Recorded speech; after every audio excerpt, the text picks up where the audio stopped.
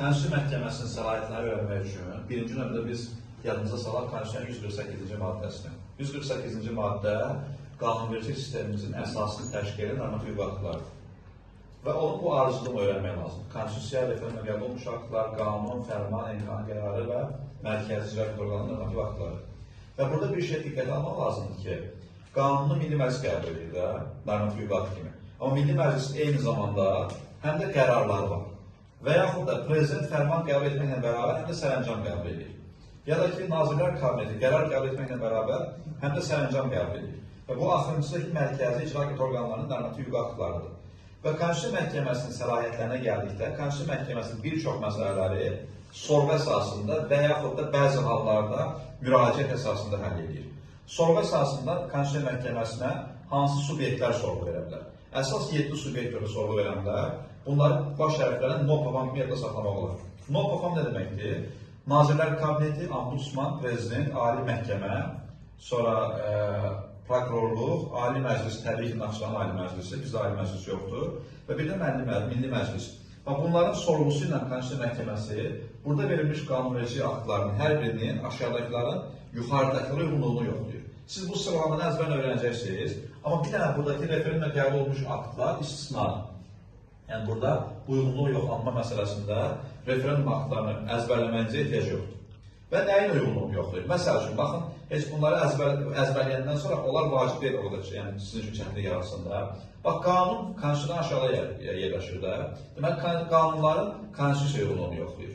Və yaxud da ki, fərmanın nəyə uyğunluğunu yoxlayacaq? Həm qanuna, həm Konstitusiyaya. Ya da götürün Nazirlər Kabineti qərarlarının özündən yuxarı edən hər birindən.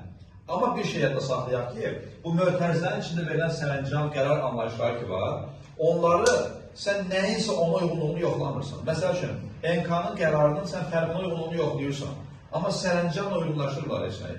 Və ya heç nəyi qərarla uyğunlaşdırmırlar. Mötərizlərin içindəkilərə uyğunluğu yoxlamırlar. Ancaq bunlara uyğunluğunu yoxlayırsan. Bəs bunları biz niyə qeyd etmişik? Bu mötərizlərin içindəkilərinin yazılmasının əsas məqsədi budur ki, yalnız bunların hamısı Konstitusiyaya uyğunluğu yoxlanılır. Başqalarına yox. Bunlar digər aktlar olduğu üçün qərarların, sərəncamların və ya MK-nın sərəncamlarının ancaq Konstitusiyaya uyğunluğu var. Başqa bir şey yox. Ona görə mötərizlərin içindəkilərin üstündə hər birinə K yazıram mən.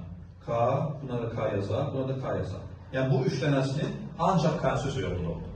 Amma qalanların hər birinin isə özündən aşağıdakı aktların, özündən yuxarıdakı aktlara uyğunluğudur. Yəni bir daha təkrar deyirəm, yadda saxlayın. Heç vaxt fərmanın Milli Məclisin qərarlarının uyğunluğunu yoxlamırlar. Ancaq qanuna və ya Konstitusiya uyğunluğunu yoxlayır. Amma onların sorğusu əsasında. Həmçinin Konstitusiya Məhkəməsinin səlahiyyətlərindən digər biri də şərh etməkdir. Amma Konstitusiya Məhkəməsi nəyi şərh edir? Konstitusiyanı və qanunları şərh edir. Kimin sorğusu ilə şərh edir bunları? Yenə də orada verilmiş NOPAFAM-ın sorğusu ilə Konstitusiya Məhkəməsi Konstitusiya və qanunları şərh edir. Və Konstitusiya Məhkəməsi eyni zamanda aktların uyğunluğunu yoxlayanda Ali Məhkəmənin sorğusu ilə də və ya digərlərinin sorğusu ilə də Ali Məhkəmənin qərarlarını uyğunluğunu yoxlaya bilər. Ali Məhkəmənin qərarlarını isə ancaq Konstitusiya və qanunlara uyğunluğunu yoxlayır. Bəs dövlətlər arası müqavilənin nəyə uyğunluğunu yoxlayır? Qüvvəyə minməmiş dövlətlər arası müqavilənin ancaq Konstitusiya uyğunluğunu. Hökumətlər arası müqavilə isə Konstitusiya və qanun. Deməli, Ali Məhkəmənin qərarları ilə hökumətlər arası müqavilə eyni şeydir. Bunların hər ikisində Konstitusiya və qanunlara uyğunluğunu yoxlayır. Hansılarda oldu bu ikisi? Biri hökumətlər arası müqavilədir, qısa yazıram burada.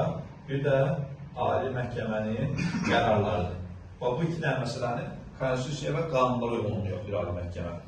Bir də Konstitusiya Məhkəməsində bir şey var ki, orada şikayət vermək var, müraciət etmək var. Konstitusiya Məhkəməsinə hər kəs şikayət verə bilər. Yəni, hər bir vətəndaş, hər kəs Konstitusiya Məhkəməsinin məhkəmə olduğu üçün insan vətəndaş hüquq və azadlıqları əgər qüvvədə olan qanunverici aktlarını pozulursa, Konstitusiya Məhkəməsinə şikayət verilə bilər. Müraciət etmək isə ancaq məhkəmələrdir. Ümumiyyətlə, orada bir şey yadda saxlayaq. Təkcə məhkəmələrlə getmir burada məsələ.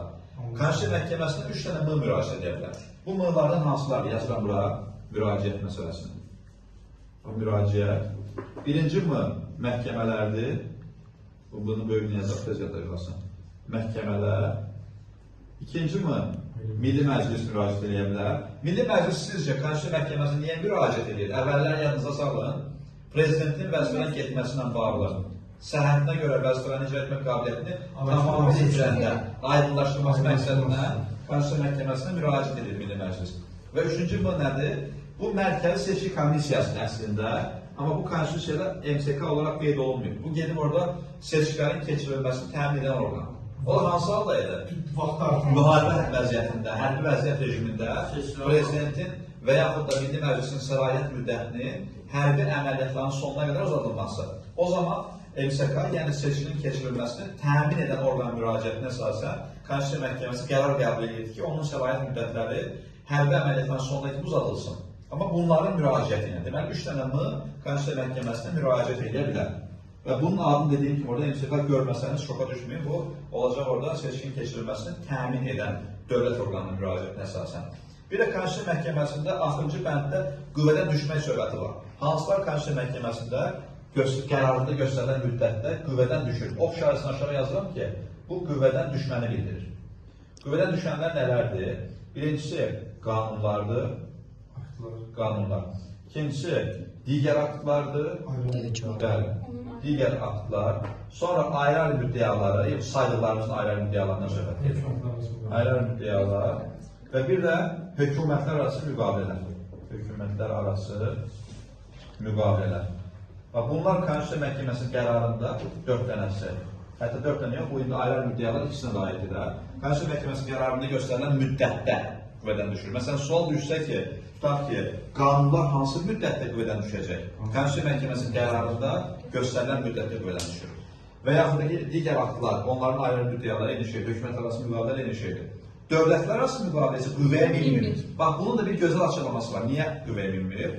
Biz bilirik ki, dövlətlər arası müqavilə adından görüldüyü kimi dövlətlə dövlət arasında bağlanır. Bəs hökumətlər arası müqavilə nədir? Hökumətlər arası müqavilə, məsələn, Azərbaycan Təhsil Nazirliyi ilə Rusiyanın Təhsil Nazirliyi. İkisi də hökumət sayılır, hakimiyyət orqanları. Hakimiyyət orqanları arasında bağlanmış müqavilə hökumətlər arası müqavilədir. Bunu hansı bir nazirlik, hansı bir ali dövlət orqanı bağlaya bilər. Səlahiyyət verilmiş orqan bağlaya bilər müqaviləni. Amma dövlətlər arası müqaviləni ancaq dövlət bağlaya bilir. Yaxud da yadınıza salan konstitusiyada bir maddə var ki, prezident dövlətlər arası müqavilə bağlama hüququnu verən şəxslər. Kimə verirdi? Vitse-prezidentə, MK-nın üzvlərinə və prezidentin müəyyən digər şəxslərə. Deməli, dövlətlər arası müqaviləni ancaq bunlar bağlaya bilər. Yəni, Konstitusiya Məhkəməsi demək ki, dövlətlər arası müqavilə bağlaya bilmir. Bağlaya bilmədiyi üçün də burada qeyd olunur ki, bunlar qüvvədən düşür, amma dövlətlər arası müqavilə qüvvəyə minmir. Bu da artıq sizin bildiyiniz bir şeydir. Və digər sonuncu bir məsələdə qaldı, onu da deyim sizə. Konstitusiya Məhkəməsi bələdiyyə aktlarının uyğunluğunu yoxlayır. Bələdiyyə aktlarının uyğunluğuna əgər Azərbaycandan söhbət gedirsə, hansının qabağına B yazılacaq ola bilir ki, bələdiyyə aktlarının uyğunluğunu yoxlayır.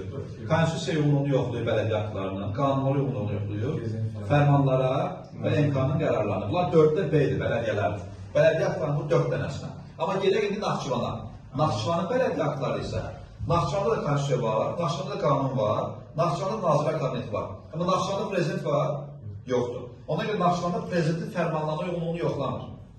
Deməli, belə çıxır ki, Azərbaycandakı istənilən bir bələdiyyə aktının Konstitusiya Məhkəməsi nəyə uyğunluğunu yoxlayır? Konstitusiya, qanun, fərman, MK-nın qərarı.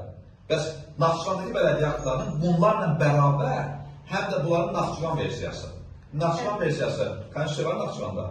Var. Qanun var Naxçıvanda? Var. Bəs fərman var Naxçıvanda? Yoxdur, prezident yoxdur orada. Və Naxçıvanda qərar var, MK-nın qərarı var. Deməli, Naxçıvan bələdiyyə aktlarının 400, onlardakılarında 3 dənə o, 7 dənə oldu. Bizim bələdiyyə aktlarının sadəcə 4 dənəsi uyğunluğunu yoxdur.